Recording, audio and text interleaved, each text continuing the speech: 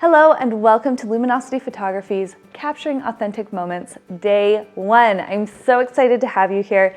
We are going to learn so much and I cannot wait to get started. These first couple of videos are a little bit more intense than the rest of the course because we're going to be covering manual camera settings and editing right at the beginning. These are critical but kind of boring things to learn when you're learning photography, and then throughout the class we'll learn all about light, all about how to get your kids to cooperate and posing and all those other fun things. So for the beginning, I just need you to stick with me. Be patient, stick with me, focus, pause the video and go practice if you need to so that you're making sure you're understanding the concepts we're talking about. And of course, you're always welcome to reach out to me on our private Facebook page and I will answer any questions that you have right away and as best I can and as many times as I can and need to until you understand what we're talking about. Okay, so in this video, we're going to be covering camera basics and how to shoot in manual mode. In past versions of this course, I have done this over the course of 3 days because there are 3 things that play into using your camera in manual mode. 3 different things that affect light. But I found that it was complicated to understand each topic without knowing the others. So I'm going to cover all 3 today. ISO, aperture, shutter speed are the 3 things we're talking about. I'm going to cover it all today. If you feel overwhelmed, that's okay. I'm going to help you every step of the way to make sure that you understand, but I think learning all 3 together will actually make it easier to understand than learning 1 each day. Now, if you're shooting with your cell phone, you don't have to pick any of your settings manually. You might tap on the screen to brighten something or darken something, but that's going to be the full extent of what you're doing when you're shooting on your phone.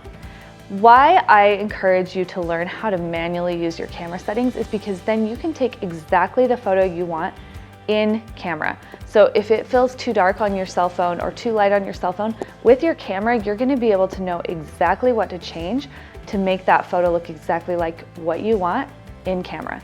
And that's always the goal. Editing is so great. I love editing. I'm a huge fan of editing. I do a lot of editing, but the goal is always to get as close to the shot you are imagining in your head as possible in camera. Learning how to shoot in manual might feel a little bit overwhelming at first, but trust me when I say it goes really fast and it gets really simple. So I've got to tell you a story. When I first started out, we got the camera. My husband read the manual. I did not, because those are our personalities.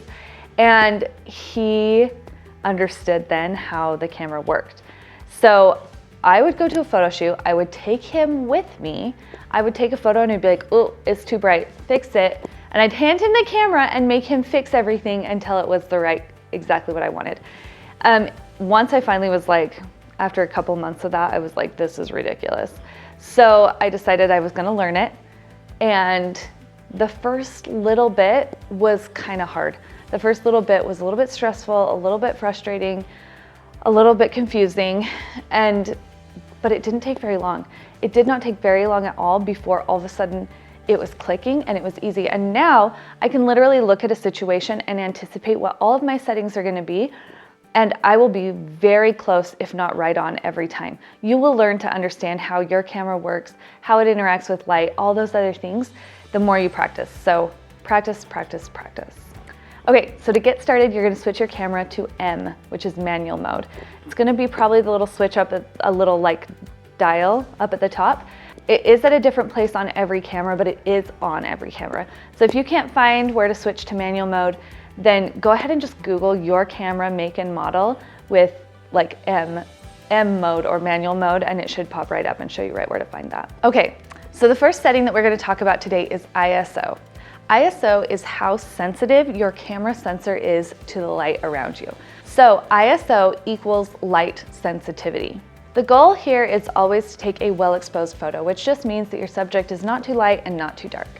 So your ISO is going to change depending on how much light is around you and how much light you need to come into your camera to get a well-exposed photo. ISO is a range of numbers starting at about 100 and moving up to, like on my camera, about 8,000. Low ISO numbers like 100, 200, and 400 are going to be used when you do not need your camera to be very sensitive to light. So if your environment is really bright, say I'm at the beach or I'm at a splash pad or I'm outside in the snow on a sunny, bright day, I'm gonna use a very low ISO because I don't want my camera to be very sensitive. There's so much light flooding into my camera that it does not need to be very sensitive to the light at all. Lower ISO numbers also mean that your photo is going to be less grainy. The higher your ISO gets, the more grainy it becomes. Here are some examples of photos shot with low ISO numbers.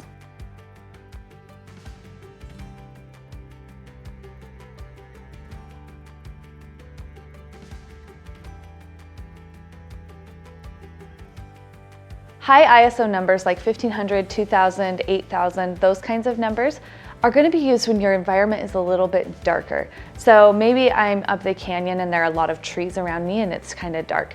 Or maybe it's a dark, cloudy day and it's raining. Or maybe I'm inside and there's only 2 windows close by. Here are some examples of photos shot with a high ISO.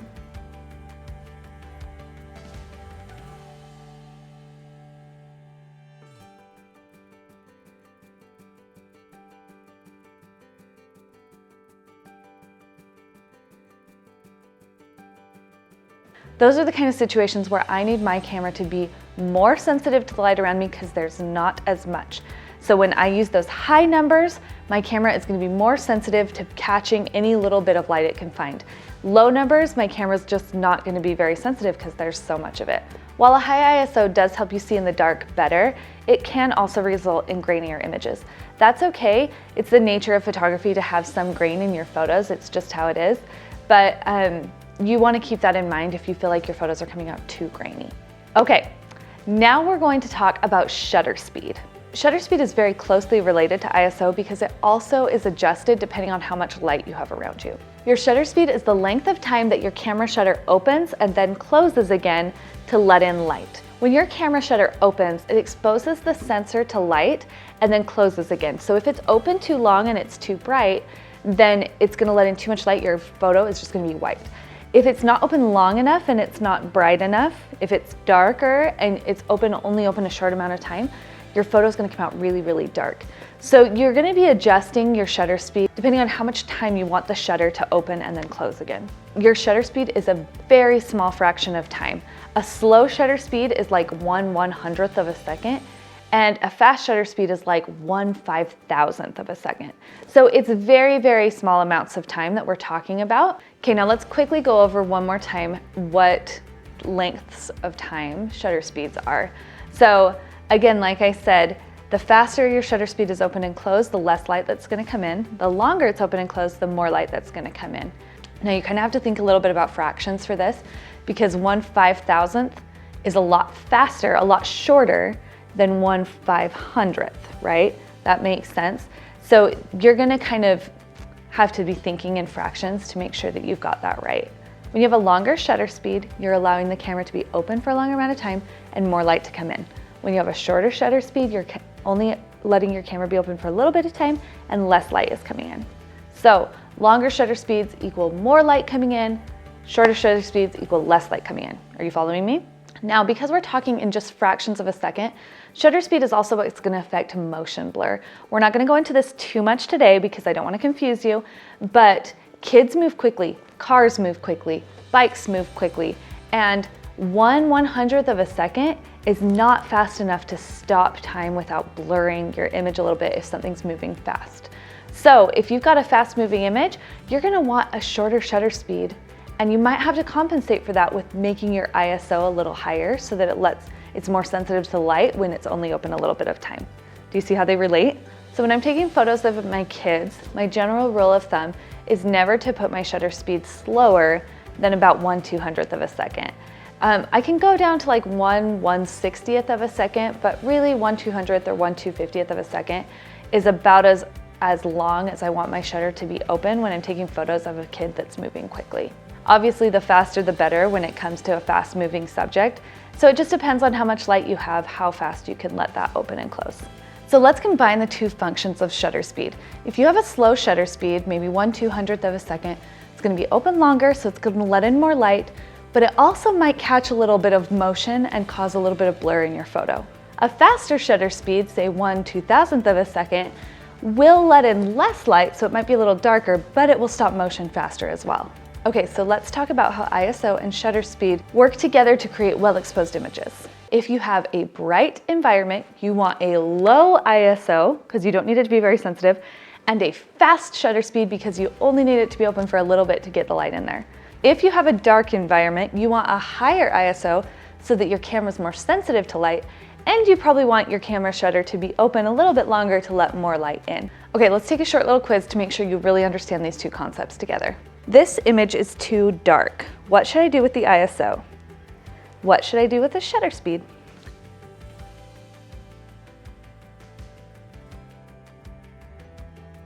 This image is too bright. What should I do with the ISO? What should I do with the shutter speed?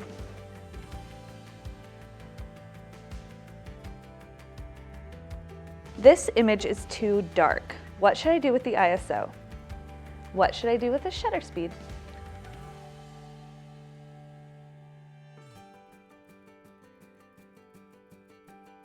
This image is too bright. What should I do with the ISO? What should I do with the shutter speed?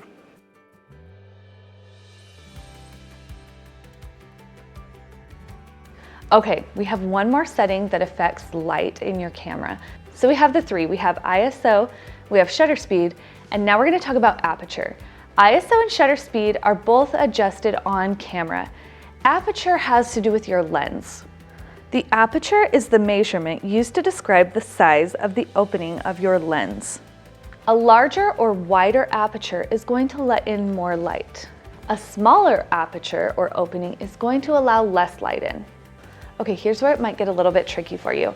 A large aperture is represented by a lower number, and a small aperture is represented by a higher number. So, a wide open aperture might be 1.4, 1.8, or 2.0, while a nice closed aperture might be 8.0 or 11.0 or even 16. So that I don't confuse you, I'm going to try to remember to say open instead of large and closed instead of small.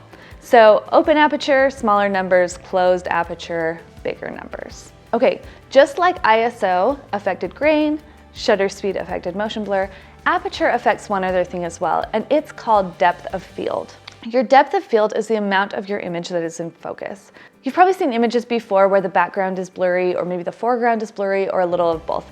That look is achieved in your lens with an open aperture. The more open your aperture is, the more blur you're going to have. The more closed your aperture is, the less blur you're going to have. So when you're taking maybe a family photo with a bunch of people, you're going to want a smaller aperture because that's going to get more focus. What the numbers on your lens actually represent are inches. So if I'm standing at a certain distance away from my subject and I'm shooting at 2.0, 2 inches of that depth are going to be in focus. Everything else is going to be out of focus in front and behind those 2 inches.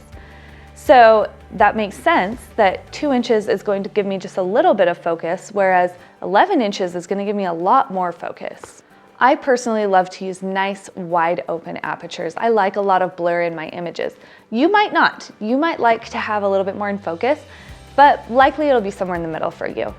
It is harder to nail your focus when you are using an aperture that's more open, so it does take more practice. Don't get frustrated if it doesn't work out perfectly right the first try. It does take practice to get wider apertures, lower number apertures in focus. I also recommend playing around with the different apertures on your lens with maybe an inanimate object so it's not moving or giving you any fuss, because every single lens has a sweet spot, that perfect spot where it nails the focus pretty much every time. The focus looks really beautiful, things like that. Practicing with your lenses and knowing that, like, wow, with this lens, if I'm at 2.8, my shots are always gonna look amazing, is super helpful. So I definitely recommend playing around with that. Okay, if you haven't yet, I want you to get your camera out and switch it to M mode or manual mode. Then we're gonna practice changing the settings right here, right now. So first I want you to adjust your ISO. For me, it's a button on the outside of my camera, and then I can see on my screen what my ISO is changing to. It might be different for you. It might be in your camera menu, there might be a little wheel you turn. It really depends on your camera make and model, but I promise it's there. So just give it a little Google if you can't find it. I usually like to start with my ISO because the lower that my ISO is, the less grain I'm gonna have. I like to get it as low as I can without compromising the exposure of my image. So I'll start with my ISO and then adjust from there. Okay, I know this feels daunting right now, but I promise that the more you practice, the more it's gonna make sense. So go ahead, play with your camera today, try adjusting the settings, try messing with different things until you feel like you're starting to understand it. If you're not clear on one of these settings, please reach out to me and I will explain it to you in other ways. These are the ways that make the most sense to me, and so that's how I explain them. But there are definitely other ways to talk about this. So if you didn't quite understand, say, Aperture or something like that, please reach out and I'll be happy to explain it to you. Most likely, if you have a question, somebody else in the class has a question too. So always feel free to reach out. Your topic for the homework today is outside. You can interpret that any way you'd like. You can be looking outside, you can actually be outside, you can bring outside in, whatever you want to do. I want you to take that photo, post it in our private Facebook page so that I can see it, I can give you feedback, I can help you know how to adjust and how to improve your photos. That's going to be the best way to improve as we go forward, is to be getting that real-time response. Take that and post it. Let me know how it went adjusting your ISO, shutter speed, and aperture. I'm so proud of you for making it all the way through this, and I will talk to you later. We'll see ya.